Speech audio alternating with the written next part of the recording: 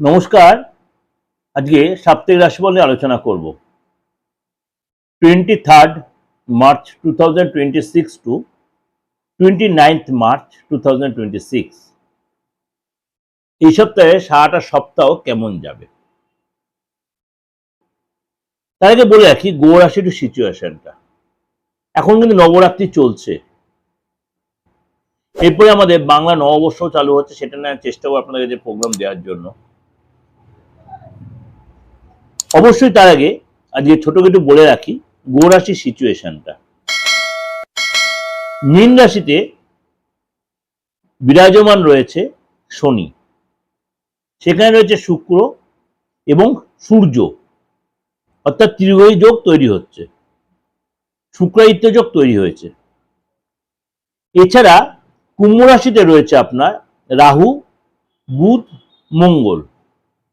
মিথুন রাশিতে রয়েছে দেবগুরু বৃহস্পতি, আর সিংহ রাশিতে রয়েছে কেতু। এই সিচুয়েশনে মেষ টু মীন রাশির উপরে কি প্রভাব পড়বে চলুন তো একটু আলোচনা করে নিই। মীন রাশি, মীন রাশি এই সপ্তাহে কিন্তু আপনার আত্মবিশ্বাস ভরপুর থাকবে। আপনাকে আত্মবিশ্বাসের উপর ভর করে আপনাকে অনেক কাজে আপনি সাকসেস পাবেন, অর্থাৎ আপনাকে কিন্তু কনফিডেন্ট রাখতে হবে। যে কাজগুলো আপনার দীর্ঘদিন ধরে আটকে ছিল, আপনি যদি নিজের প্রতি কনফিডেন্ট থাকেন, সেই কাজের সফলতা পাওয়ার জন্য আপনার পরিশ্রমী হতে এবং কনফিডেন্ট ও আত্মবিশ্বাস রাখতে হবে। কোর্ট কাছারির ক্ষেত্রে আপনাকে সাবধানতা অবলম্বন, যদি কোনো আইনি ঝামেলা আপনার জড়িয়ে থাকেন দীর্ঘদিন, এই সময় কোনো ডেট পড়ে থাকে, অবশ্যই দিনগুলোতে আপনি সাবধানতা অবলম্বন করবেন, বেশি তর্ক বিতর্ক অশান্তি অ্যাভয়েড করবেন। এবং আপনার কোর্ট কাছারি নাও থাকে, কোনো কাউসের তর্ক বিতর্ক আইনি ঝামেলা অশান্তি জড়াবেন না, কোনো ধরনের পুলিশি ঝামেলা জড়িয়ে পড়তে পারেন। বি কেয়ারফুল, এই সপ্তাহটা আপনার জন্য। অর্থলাভ হবে, অর্থলাভ হবে, কিন্তু খুব কসরত করে করতে হবে। সাবধানতা কিছু কিছু আপনাকে মেনটেন করতে হবে, কিছু কিছু আপনার খরচা বেড়ে যাবে। আপনি যদি কোনো জনপ্রতিনিধি হন, এই সপ্তাহে কিন্তু আপনাকে অবশ্যই সাবধানতা অবলম্বন করতে হবে।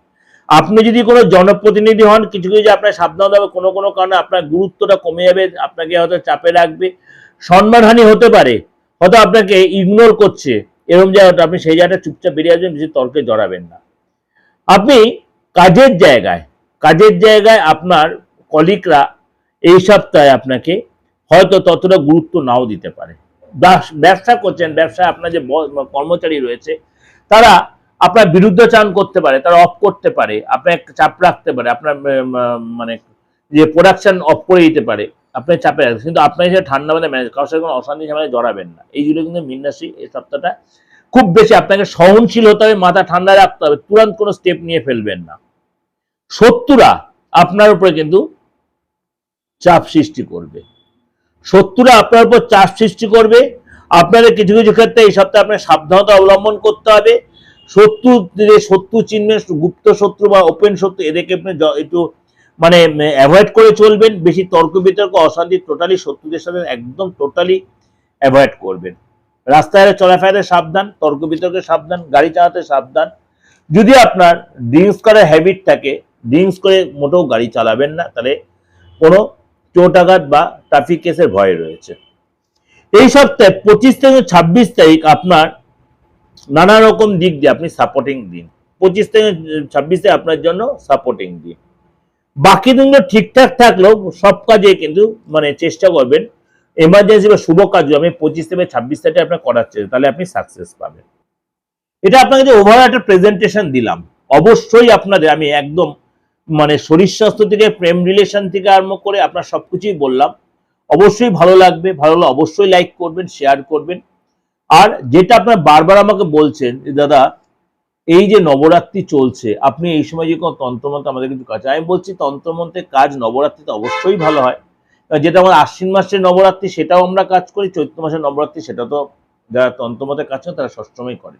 এছাড়া আদার্স যে দিনগুলো আছে 365 দিন, সেই দিনগুলো সবকটাই বিশেষ কিছু দিন আছে। তাছাড়া সবসময় আমাদের কিছু কিছু দিনক্ষণ থাকে, সেই সময় কাজ করাই যায়। আপনাদেরও বলি, যারা আমার আজকে নতুন ভিউয়ার্স, যারা আমার সম্বন্ধে এখনো সেইভাবে আপনাদের ধ্যান ধারণা আসেনি, দীর্ঘদিন আপনাদের এই প্রোগ্রাম আমি এই সোশ্যাল মিডিয়ায় প্রচার করছি। সুতরাং আপনারাও এই সময় বলুন বা পরবর্তী সময় বলুন, তন্ত্র মতে কোনো প্রতিকারের জন্য, যে কোনো প্রতিকার, খালি মৃত ব্যক্তিকে বাঁচানো সম্ভব নয়, মুমূর্ষু ব্যক্তিকে বাঁচানো খুব সম্ভব নয়, মুমূর্ষু ব্যক্তিকে বাঁচানো সম্ভব নয়।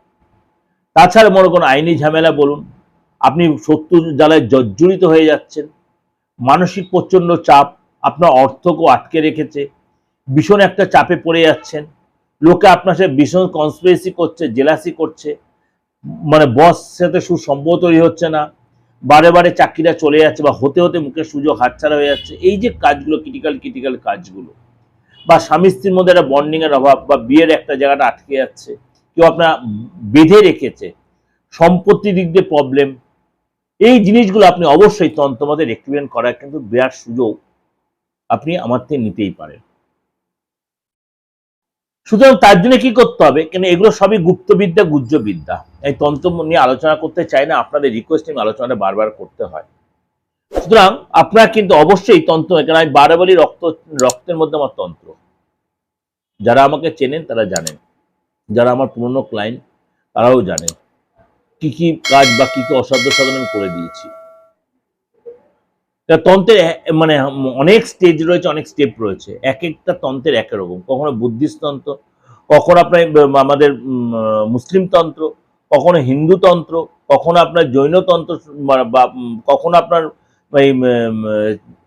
কি বলবো চাইনিজ যে তন্ত্র, সব রকমের সিস্টেম কম বেশি আপনাদের আশীর্বাদ আমার রপ্ত করেছি।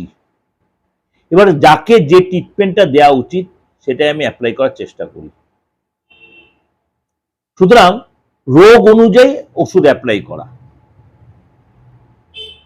যদি মনে হয় যোগাযোগ করবেন কোনো কারণে, দেশে বা বিদেশে যারা রয়েছেন, যে কোনো ধর্মের যে কোনো সমন্বয়ের লোকেরা অবশ্যই যোগাযোগ করতে পারেন, নির্দ্বিধায় বলছি, চেষ্টা করব। কারোর হয়তো কাজ খুব মানে তুরান্ত হয়ে যায়, আর কারোরটা একটু দেরি হলো, সে কাজটা কিন্তু সে পায়, অবশ্যই পায়। ভালো থাকবেন, নমস্কার।